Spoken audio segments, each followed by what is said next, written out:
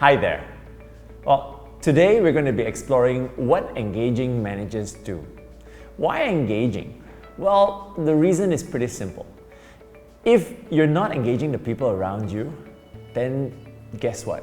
You're probably not doing your job as a manager. So we're going to share with you 3 things that managers do that help them engage better.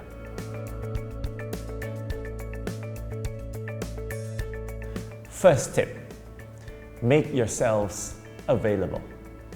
Most managers seem to think that in order to impress their subordinates, they've got to appear really busy.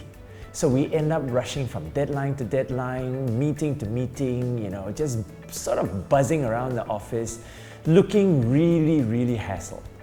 But guess what? If you're looking so busy and so hassled that your subordinates are not feeling comfortable approaching you because they think that their issues are so trivial, they're going to find that guidance somewhere else. And the dangerous thing is that somewhere else might be in a different organization. So do yourselves a favor. Make yourselves available. So how do you know that you've actually made yourself available? Here's something simple that you can do. Why don't you open up your diary, check your calendar. Do you have a slot in there that's dedicated for your teams and your team members to approach you? If not, then you probably haven't made yourself available. Well, the second tip to becoming an engaging manager is essentially, a concept I call tough love. I'll talk about that in a little while. But there are 2 types of managers that I've had the, fortune or misfortune to work with. The first type of manager, I call them the bullies. The bullies are the kind of managers who give unnecessary work, really tight deadlines.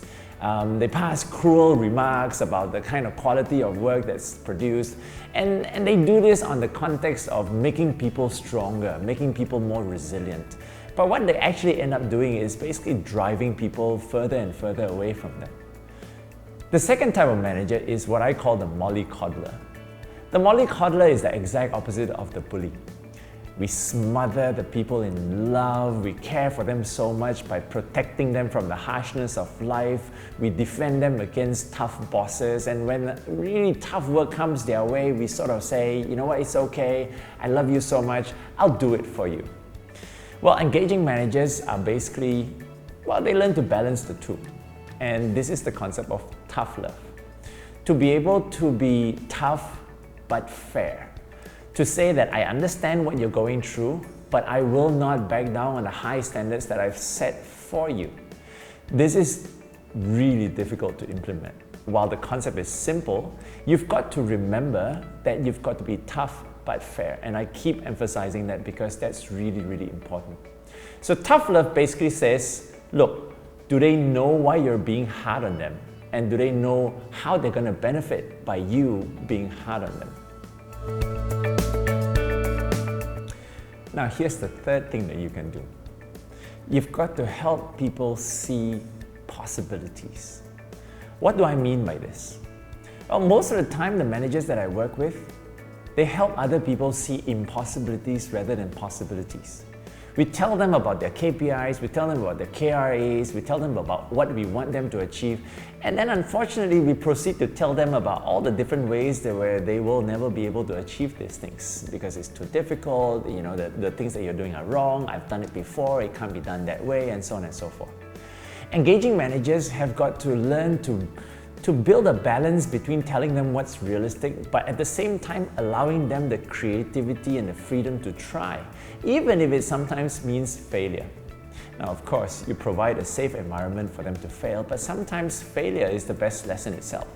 So, helping people see possibilities comes from 2 perspectives. 1, possibilities in terms of the work that they do. While we may think that we've done it all before in our learning curve and in our experiences, guess what? You probably haven't. The other aspect of learning to see possibilities is helping them see possibilities in themselves, unleashing potential. So sometimes in the journey and allowing them to fail helps them see and open up possibilities and potential about themselves that they previously may not have seen before. And that's what engaging managers really do well. Not too long ago, managers needed to be masters at their job. Then after a while, they were required to become teachers of the job. Well, in today's day and age, in the age of technology, in the age of information, they don't really need that anymore. What we do need are masters of engagement. Managers who are able to inspire and encourage growth by allowing the freedom and the creativity for a person to blossom into their true potential. So if you're not doing that, then I'd like to suggest that you start practicing the 3 tips that we've just shared with you.